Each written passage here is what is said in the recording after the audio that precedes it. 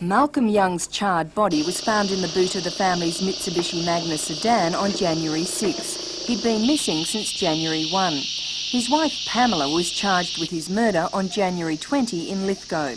The committal hearing was set down for today, but the court was told that Mrs Young has been in a private psychiatric institution for the past 6 weeks. A letter from Dr Douglas Lehman of the Evesham Clinic in Cremorne told the court that Mrs Young is suffering from an episode of a major depressive disorder, that although she's aware that her husband is dead and that she faces charges, she's unable to give even a superficial account of the events about the time of her husband's death. It was Dr Lehman's opinion that she could not instruct her legal representatives. The Young case was adjourned from mention till May 25, when a fresh hearing date will be set. However, Magistrate Jeff Brown was keen to go ahead with an inquest and inquiry into the Carr fire.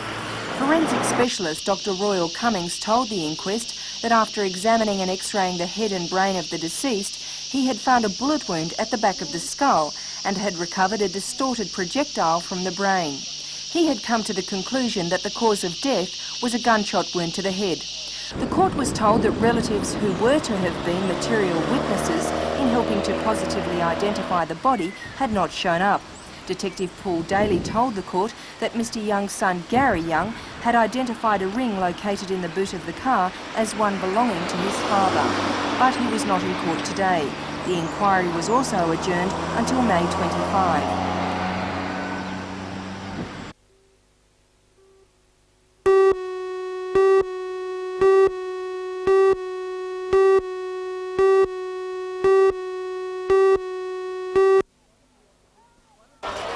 One of the opposition's main concerns is the state government's plans to cut $100 million from the school spending budget. State Labor Party leader Bob Carr says many local members of the education system are angry, as the money is needed for improvements. The opposition is also concerned about planned changes to the high school certificate format, changes which Mr Carr says go beyond simply reintroducing the aggregate score system abolished by the former Labor government. They're going beyond that. They're rescaling and they're reweighting all the subjects that kids have embarked on studying. So someone who opted to do a certain maths course at the end of year 10 is finding that that course is no longer worth what it was when the student started it, on the advice of his or her teachers. What's objectionable is that the rules have been changed on a whole generation of HSC students without warning. He says one school today suggested legally challenging the changes. He says schools haven't yet been officially informed about the changes, which he says take effect immediately, retrospective to the beginning of last year. He says the haste of the proposed changes is a major bone of contention. There doesn't seem to be much complaint about the fact that it is changing. Do you think perhaps the Labor government made a mistake in making any changes in the first place? No, we don't concede that at all. And the majority of educationists believe our system is by far the better one. In fact, this matter has united all the school organisations. The opposition visit comes hot on the heels of an open letter published today in Sydney newspapers. The letter from the Federation of Parents and Citizens Association, the Independent Teachers Association, the New South Wales Council of High School Principals and the New South Wales Teachers Federation also expresses concern over the immediate implementation of the changes. It also claims the retrospective changes will disadvantage students and says many previous HSC changes have required 2 years' notice.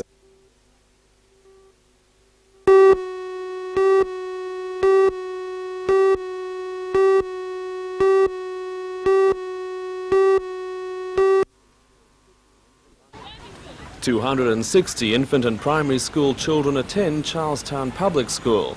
Roughly half go to the primary school on one side of Smith Street and the rest to the infant school on the other. According to the local P&C, the Department of Education says there's enough room in just one of the schools to hold all the students. But which should stay and which should go? The infant school has the assembly hall, but the primary school has the computer room. The infant school has grassed playing areas and climbing equipment, but the primary school has a library.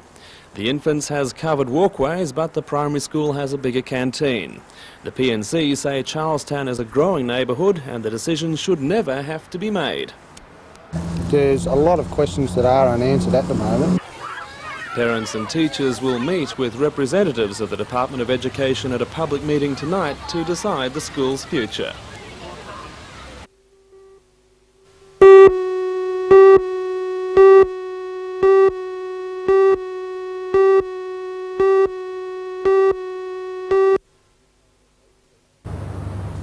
Newcastle boasts the largest tonnage of exports of any port in Australia. However, coal is responsible for most of that total, and according to the Hunter Regional Association of Councils, the port's potential for wheat and wool is being ignored.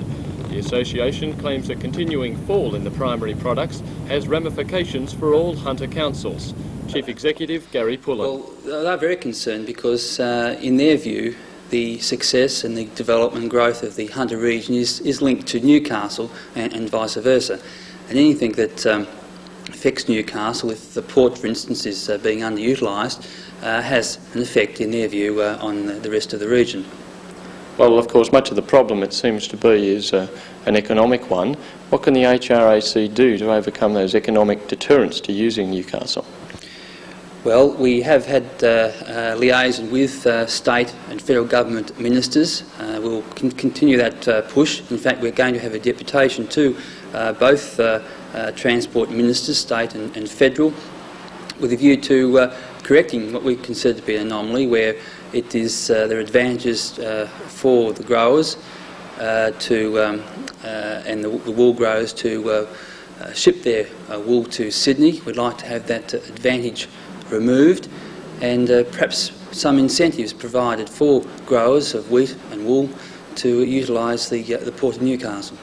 The HRAC consists of 13 Hunter Region councils, excluding Newcastle and Lake Macquarie. Mr Pullen says the future of the port is vital to them all. The utilisation of the port must grow, because if it's not growing, it is declining, and that would have quite a detrimental effect on Newcastle and the Hunter region. The state government admits that the volume of wheat being shipped from Newcastle has decreased in recent years, but says this is mainly due to a drop in the total volume exported from New South Wales. The Newcastle grain handling terminal expects to process 1.3 million tonnes this year, compared with 2 million in 1986. According to grain terminal management, all the wheat currently being exported can be handled using single shifts. The terminal could more than double its capacity through extra shifts if it had the work. However, Newcastle is likely to see a fall in tonnage following the opening later this year of an ultra-modern grain handling terminal at Port Kembla. That terminal will replace the Sydney terminal servicing the southern half of the state, but it is also expected to draw from some areas which previously fed into Newcastle. And the HRAC's battle to increase wool exports may be even more difficult. According to Newcastle's only wool exporter, shipping movements are the main restriction. Newcastle Cargo Services is a wool dump where farm bales are further compressed and tied for containerised shipping. The company exports through Newcastle about 3% of the 200,000 bales it handles each season as top-up cargo on ships picking up aluminium. Ships from the major consortium which carries wool, Conference Lines, only call at Sydney to save port and loading charges. But even the small foothold Newcastle Cargo Services has in the Newcastle export market is now under threat. The flow of wool to Sydney has been encouraged by an agreement between Conference Lines, the Australian Wool Corporation and the Wool Council of Australia, which from January this year requires growers to pay the cost of transporting their bales to Sydney. According to Newcastle Cargo Services manager Neil Barneycoat, the agreement threatens the existence of his company by encouraging growers to bypass Newcastle altogether. That is one of the major causes we feel for our loss in production. Recently we've had to reduce our staff here by 25%, as you can see from the shed here today. This past week we have done perhaps 1/4 of a day's work, what we would normally do in a whole week. And what would the effect be on Newcastle if this trend continues? Well, with this decision being in place that the growers must now pay to have their wool centralised from Newcastle to Sydney, we feel that the growers will have one or two options. Either they pay that cost imposed upon them, which is about $4 per bale, or they will decide to direct their wool directly into Sydney. If they do that, this dump will then have no option but to close. It is the only dump in Newcastle, And once that facility leaves, I would see that all the wool that would then bypass Newcastle into Sydney, which would have dramatic effects not only in the wool industry but on all other industries that rely on the wool sales here in Newcastle.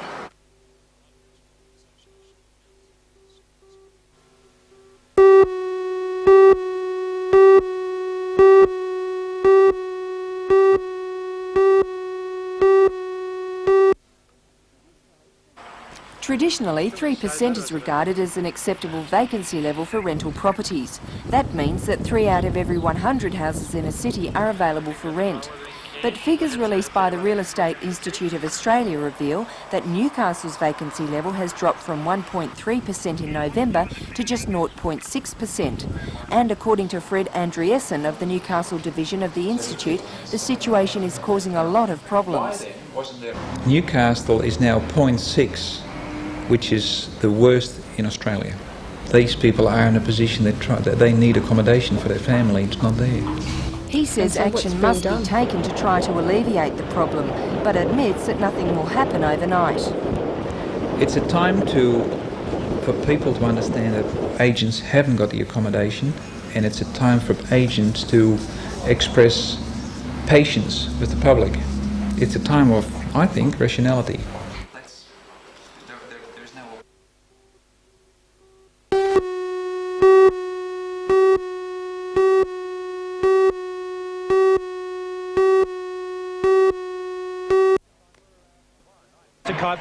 Tomorrow night the Falcons play the Adelaide 36ers. For coach Ken Cole, it's a trip back to his old hometown where he took Adelaide to the NBL Championship in 1986. However, it will be a different story this time as he leads Newcastle into a game they dearly need to win. Last time the two sides clashed, the 36ers bolted in by 30 points at the Broadmeadow Stadium. On Saturday night, the Falcons played the Perth Wildcats. Last time they played, the Falcons got home in the dying seconds to win by a mere 2 points in the most exciting game this season at the Broadmeadow Stadium. Cole agrees it's a tough order having to play the two high-flying sides on consecutive nights, but believes his team can come up with the goods, especially after the way they accounted for North Melbourne last week. We set ourselves some goals a couple of weeks ago to try and get back on track, and so far they've accomplished all of them, and we said that this weekend would be the sort of impossible dream type weekend. Actually we go the weekend after that to Hobart, so we've coupled these 3 road games together in our goals and try to become the first team in the National League to win all 3. So it's no easy task, but it's certainly achievable. You got the runs on the board after beating North Melbourne.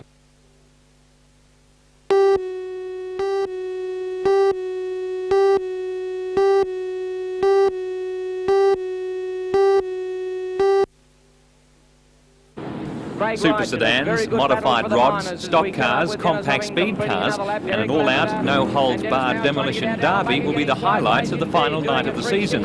One of the main events will be the Lions Sedan Grand Classic, featuring the best drivers in the state. Another feature will be the compact speed cars, which are normally based in Sydney. Drivers will be battling it out for the New South Wales Championship after rain in Sydney last month forced the move to Newcastle. Proceeds from the meeting will aid the Raymond Terrace Lions Club and the Westpac Rescue Helicopter Service, which will make an appearance during the program.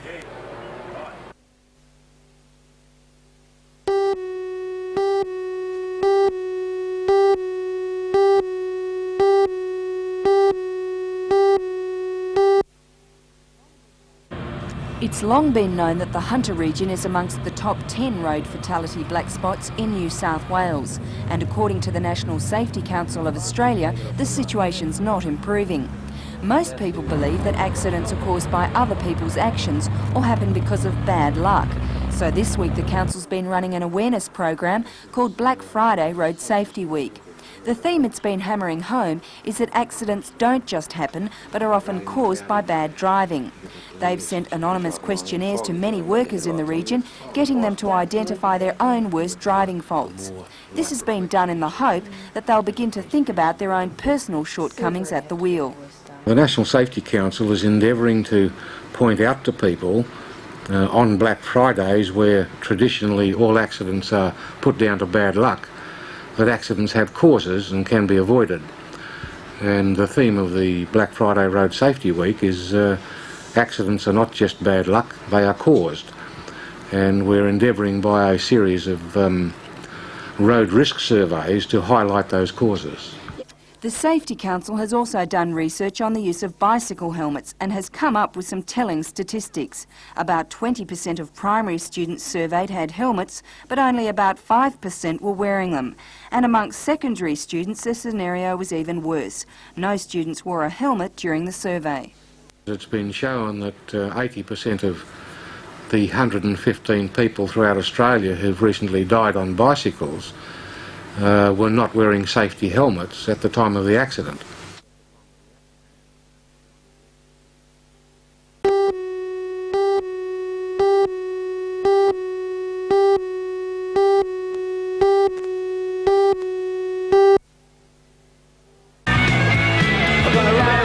Since 1976, Mark has been ranked in the world top 30.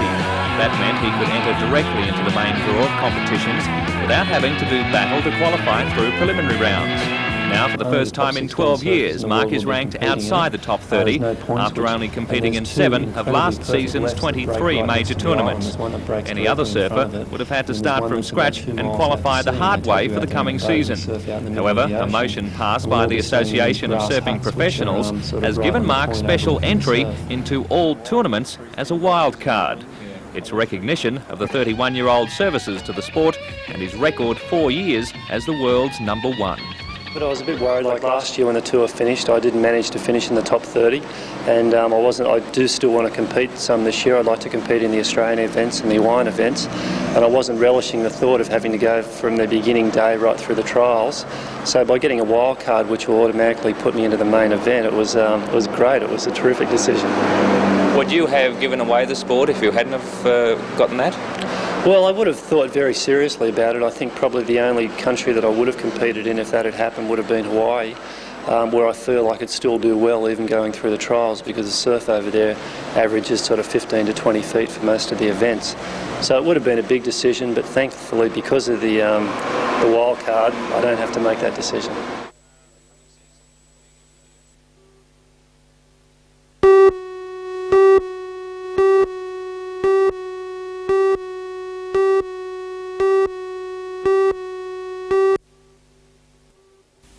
The Thorn Awards were presented at a lunch at the Sydney Opera House by the Executive Chairman of the Seven Network, Christopher Skase, and the Premier, Nick Greiner. Judges praised the more than 300 entries for a particularly high standard. The 2 national awards went to Channel 10 in Melbourne for the Queen Street Shootings, Channel 7 for the Holland Street Massacre. NBN's success came in the regional feature and current affairs section, won by Neril Fry of Wollongong for a story on the Legionnaires' disease outbreak there. Belinda Morisseau and Andrew Lobb were commended for this contribution, which was screened on Christmas Eve, which looked at the problem of homeless youth. They say the city never sleeps. This man knows it's true. Tomorrow night will be like any other for Captain Stan Hindle of the Salvation Army. On Christmas Eve, he'll patrol the streets of Newcastle, stopping to give a kind word or to lend a helping hand to someone who's down and out. He travels alone, armed with nothing more than a torch, a two-way and a hard hat. Do your folks know where you are? Sort of. Do you think it troubles them that you live on the streets? No, not really. I don't think so. I could, but I don't know. I don't talk to them. Would you advise somebody else to run away from home and live in the same situation as you are? Not really. Why not? I don't know. It's a hassle. No money, no nothing. A short time after we saw Jamie and Sid, they were beaten up. Jamie suffered cracked ribs and Sid's face was badly cut and bruised. Captain Hindle knows the face of violence too well.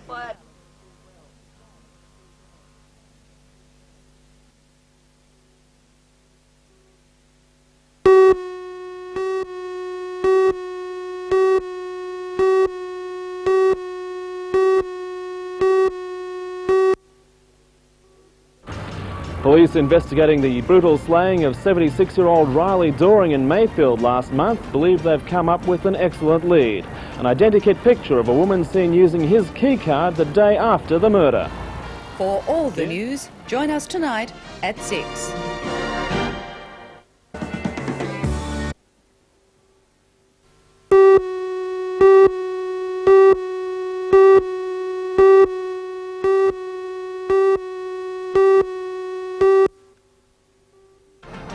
In NBN News tonight, it's the stuff dreams are made of. An ex-Maitland construction worker holidays in the Philippines and stays to search for hidden treasure.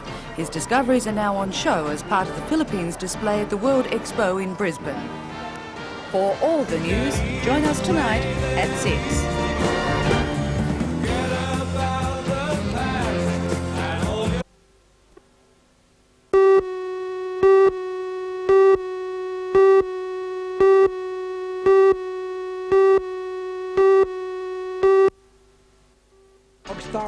In tonight's news at 6, we look at what went wrong for the Knights in yesterday's clash with Canterbury.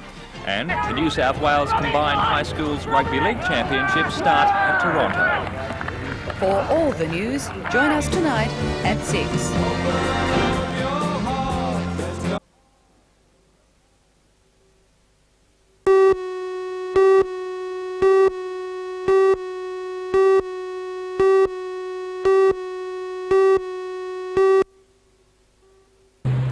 Even the venue itself is one of those relics. The Mechanics Institute in Elder Street dates from the 1860s, although the imposing brick and render structure now fronting the site dates from 1894. This former centre for Lambton's moral and spiritual betterment has become over the years a repository for historically significant paraphernalia. The story of Lambton's origins is also well documented. The town was established in 1862 by Thomas Crowdis, who cleared the area still known by disrespectful souls as the Pit Paddock. 6 hectares were surveyed for the Lambton Colliery, getting its name from Thomas Crowdis's former home in the north of England.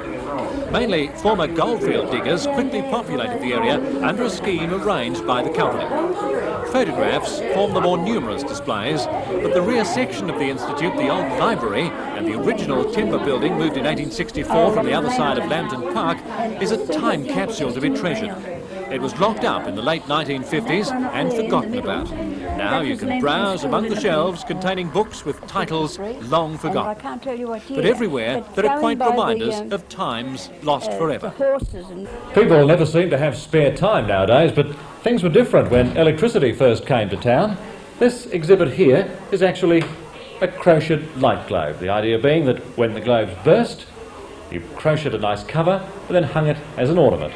Another interesting exhibit is a calling card case. In the elegant days, of course, when you called on someone and they weren't about, you always left your card, just to let them know you'd been there. Entry is free, and the exhibition, arranged in conjunction with the Newcastle Bicentennial Community Committee, will be there until next Sunday.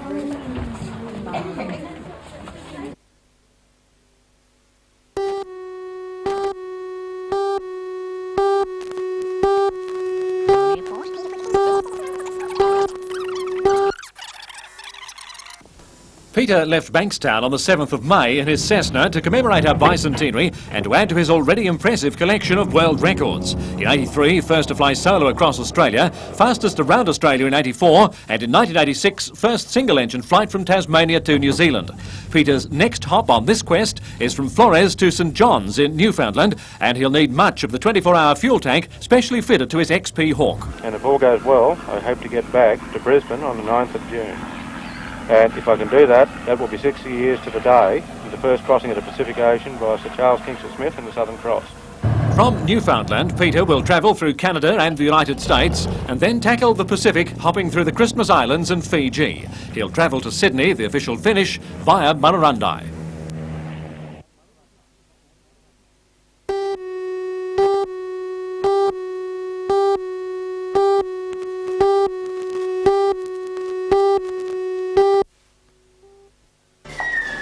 Tonight we'll bring you a story on major changes afoot for Merewether High School. The school has been earmarked to become a selective school, which will nurture the region's top academic students. For all the news, join us tonight at 6.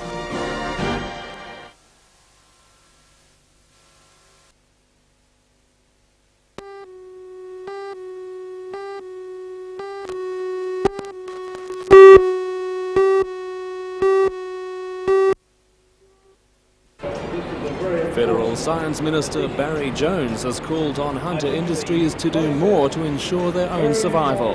The minister opened a new light industry venture at Kooragang, describing it as an example to other companies facing an uncertain future. For all the news, join us tonight at 6.